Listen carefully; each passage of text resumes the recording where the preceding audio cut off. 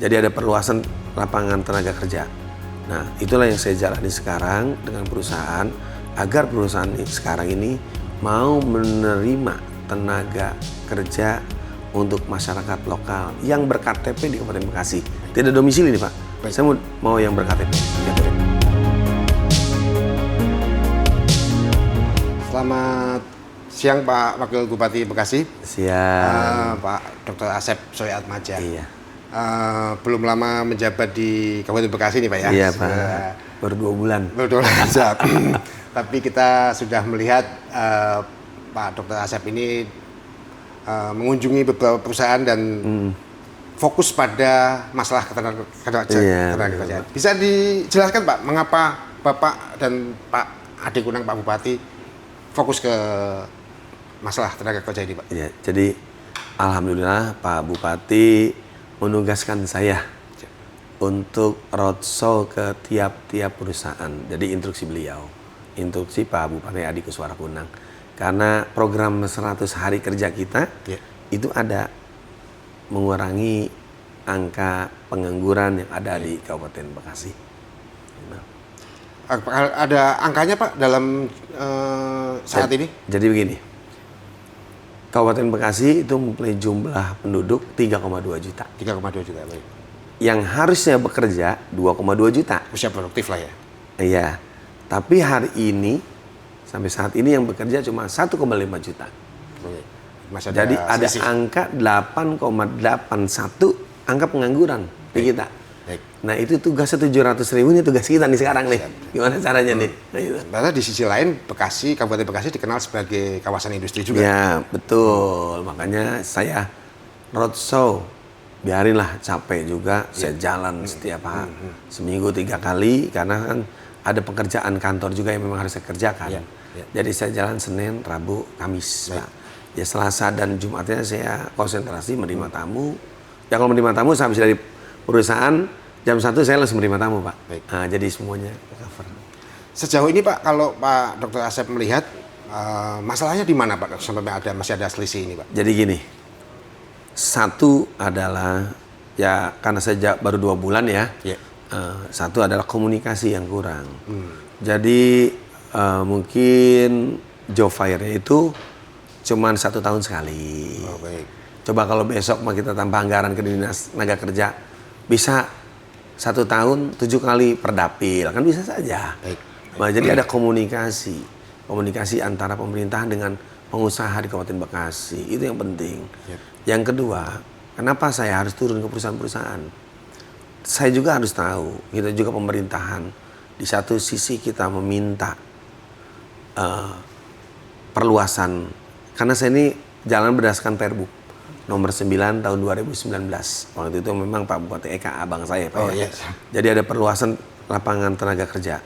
Nah, itulah yang saya jalani sekarang dengan perusahaan, agar perusahaan sekarang ini mau menerima tenaga kerja untuk masyarakat lokal yang ber-KTP di Kabupaten Bekasi. Tidak domisili nih Pak. Saya mau yang ber-KTP. Gitu. Jadi kesulitan-kesulitan itu cuma dari komunikasi.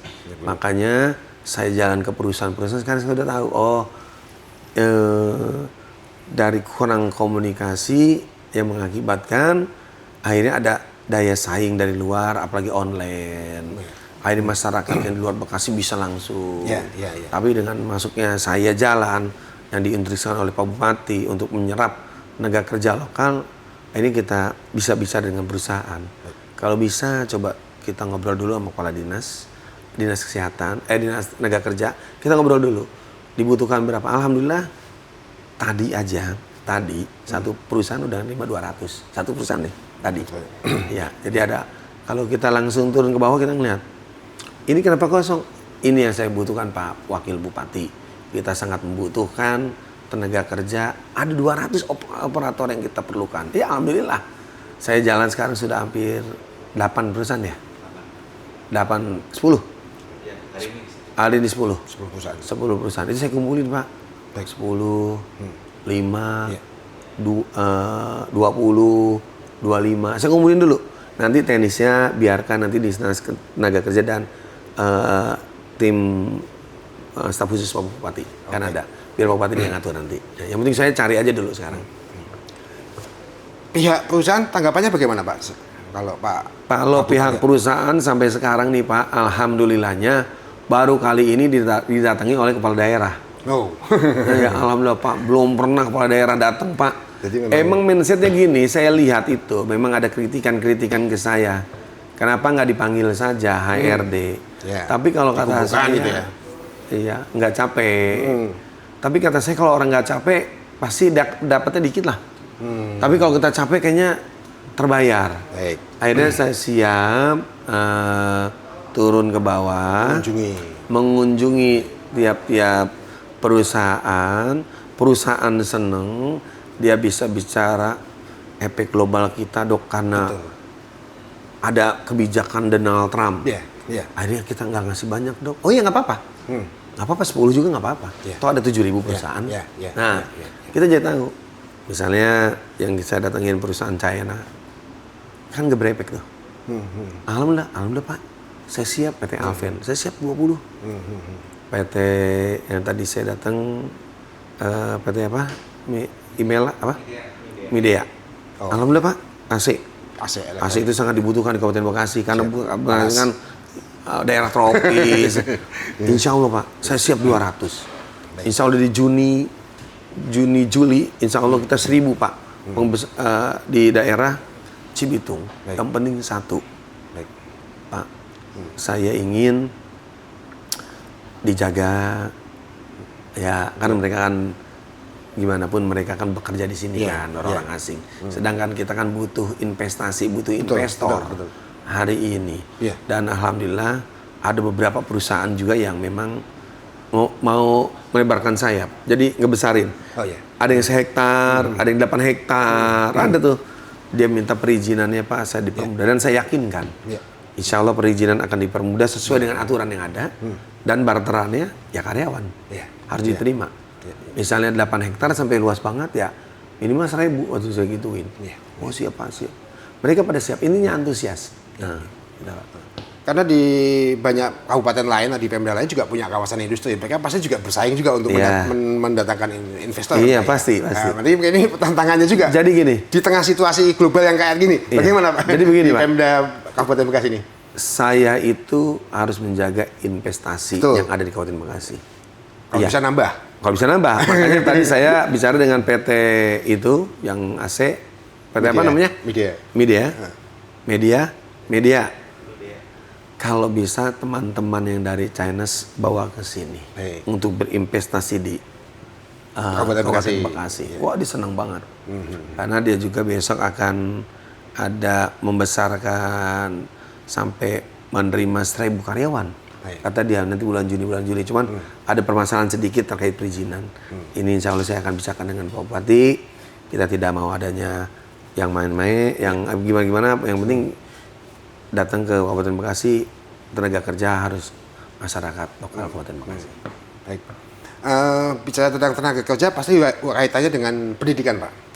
Bagaimana apakah memenuhi tadi yang Bapak katakan di Kabupaten Bekasi ada sekian tenaga kerja. Apakah memang itu sesuai dengan kebutuhan kalangan industri ini Pak? Nah jadi gini, tadi waktu saya datang tuh ada bahasa tuh terkait masyarakat lokal Kabupaten Bekasi. Kenapa sukar diterima?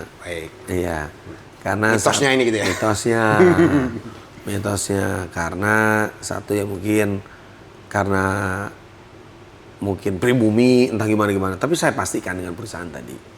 Insya Allah saya datang ke sini atas instruksi Bupati, kita juga tidak main-main. Kita akan menyiapkan SDM yang siap, mentalitas yang memang sudah siap dan pastinya punya attitude. Itu penting itu. Betul Pak. Kita nggak mau. Yang kita kirim, kita juga ada BLK Pak. Nanti silakan BLK, silakan nanti BLK. Gimana caranya? Kita apa kebutuhan perusahaan? Misalnya dibutuhkan, kita harus sudah siap nih. Karena kita udah perusahaan apa yang kita udah datangin? Makanan sudah. Iya kan, perusahaan industri, mobil otomotif, udah mulai sudah boneka tadi saya sudah semua kayak harus mulainya udah banyak kita datengin. Kebutuhan dia apa nanti? Nah ini harus kita persiapkan agar pas dia masuk masukan pasti kan dia kan nggak langsung kerja, pasti dikasih bimbingan dulu tuh. Betul, pelatihan dulu. Pelatihan. Nah pelatihannya juga nggak lola orang kita juga. Itu yang memang sudah kita persiapkan. Gitu. Ya, jadi memang katakanlah mohon maaf lulusan SMA atau SMK itu belum tentu langsung siap. Iya. Mereka perlu makanya kan gini, nanti kita kan banyak tuh BLK tuh.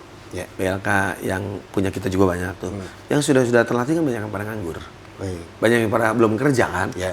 Mana aja yang udah kita ini, sok besok ada lowongan nih kita masukkan. Gitu. Toh andai kata mungkin nanti langsung masuk, saya langsung, ya udah nanti kita lihat dulu sama kita. Kita lihat sama kita secara mental, secara attitude. Oh, dia ya maksudnya ditampung dulu sama kita gitu, Pak. Oh, ini kayaknya bagus sih. Silakan. Game kan di sana juga nggak langsung kerja kan, Pak. Ya, pasti dikasih juga untuk pertama kali pengarahan gitu. Itu juga tadi penting juga menurut saya Pak ya, attitude dan mental ya, karena bekerja menjadi karyawan itu bukan beda. Saya bicara dengan karyawan kemarin Pak. Waktu saya di PT Yili, PT Yili Indonesia yang es krim Pak. Oh ya. Saya terima kasih saya sampaikan kepada beliau, kepada perusahaan yang telah mempekerjakan lumayan banyak tenaga kerja lokal. Ya.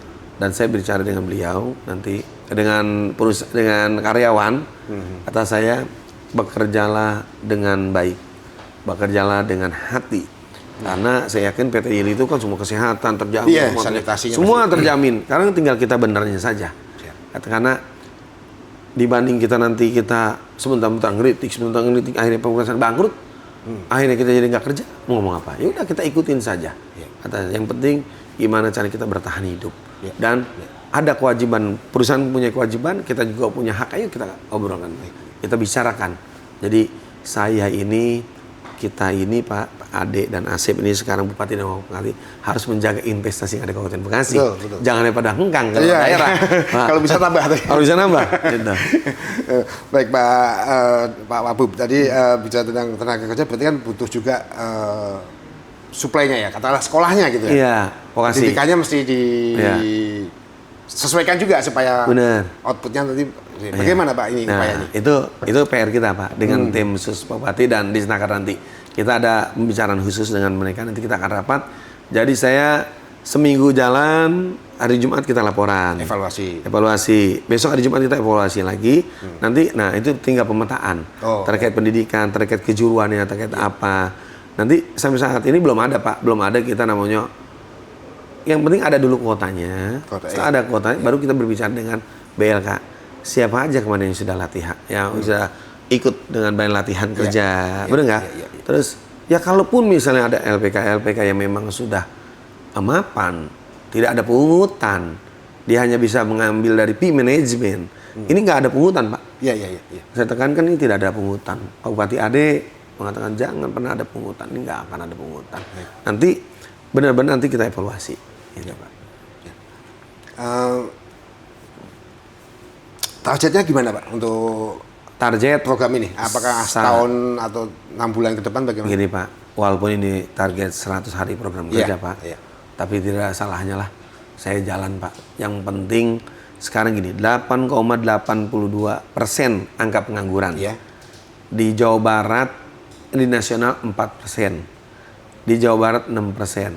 Saya menargetkan 2% Pak. Hal yang tidak masuk akal sebenarnya, tapi namanya usaha. Benar nggak Pak? Kalau di mana kita ada kemauan pasti ada jalan. Dan sejauh ini kan udah kelihatan nih Pak, tanda-tandanya gitu bagaimana? Tanda-tanda. Saya hari ini aja tadi baru satu perusahaan ya. Kan saya jalan Matel belum ada laporan karena langsung diskusi. Insya Allah besok Rabu ada pendaftaran pekerja juga, tapi saya belum ngomong karena saya juga tadi harus buru-buru ke kantor. Nanti mungkin kita via telepon. Yang pasti tadi dari perusahaan AC yang apa namanya? Media itu 200. Nah, 200 kemarin kita jalan Yili 20, Maxis 25, bisa ke 45. Terus sebelumnya kita ke Aisin 20. Nah, Epson itu dia pelan-pelan tapi dia akan menerima 200. Insya Allah di September dia paling banyak. Tapi sekarang saya inginkan dulu, walaupun gimana harus tetap ada. Terus apa lagi tuh? Perusahaan banyak tuh yang kita udah jalan tuh. Multistrada Arasarana.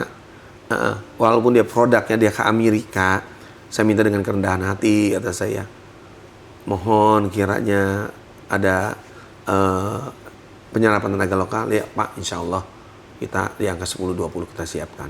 Ya, jadi saya datang, sok silakan dah, mau dibilang mengemis ke, mau dibilang apa, yang penting masyarakat saya ketawa Pak. Siap. Ya, itu memang udah kewajiban saya. Iya. Tentang tema lain ini Pak, Iya. Dr. Asep ini kebetulan Pak Wakil Bupati ini juga latar belakangnya seorang dokter. Iya. Bagaimana Pak tentang kesehatan di Kabupaten Bekasi ini untuk kesehatan masyarakatnya begitu? Iya. Kesehatan juga jadi PR kita. Sekarang kan kita pernah mendengar cut off BPJS ya Pak ya? Iya, cut off. Iya, di cut off BPJS. Nah itu kan PR kita karena kita menjabat baru 2 bulan. Iya. Nah itu kan hasil dari pejabat sebelumnya kan, kepala daerah sebelumnya kan. Iya. Nah pas kita ini ya kita melanjutkan. Lanjutkan. Nah sekarang kan memang lagi ada efisiensi yang dari pusat efisiensi dan insya Allah cut off itu akan kita selesaikan walaupun bertahap gitu. Jadi kita sekarang pelan-pelan Pak. Kemarin saya ke RSUD Cabang Bungin. RSUD Cabang Bungin itu dulu waktu dahulu itu 1 tahun sudah cuma dapat 500 juta. Sekarang dengan Direktur Dr. Erni, saya tanya sampai 15 miliar 1 tahun pemasukannya. Kan lumayan gitu, BLUD-nya. Nah, saya lihat juga kemarin itu di situ banyak juga pasien juga tuh yang memang semakin lama semakin banyak pasien. Nah, itu prioritas juga saya akan bicarakan dengan Pak Bupati untuk ditambah ruang rawat inap.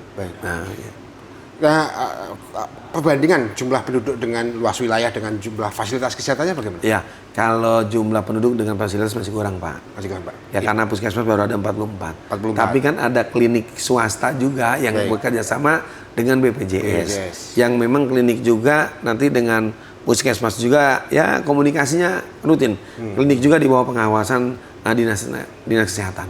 Jadi kalau kata saya untuk fasilitas kesehatan kalau kita padukan dengan puskesmas dengan klinik pas. Karena kan sekarang kan klinik juga kan swasta kan BPJS juga kan Pak. Ya, sama dengan itu. Malah 24 jam kan sekarang udah mulai 24 jam. Kalau untuk fasilitas pendidikan di Kabupaten Bekasi apakah Pak Ade Kunang dan Pak Dr. Asep ini ada rencana untuk meningkatkan jumlah fasilitas pendidikan atau meningkatkan jumlah tenaga pendidik bagaimana Pak? Nah, jadi gini, kalau kita kan pastinya ya kan baru 2 bulan ya Pak ya, tapi saya berbicaranya.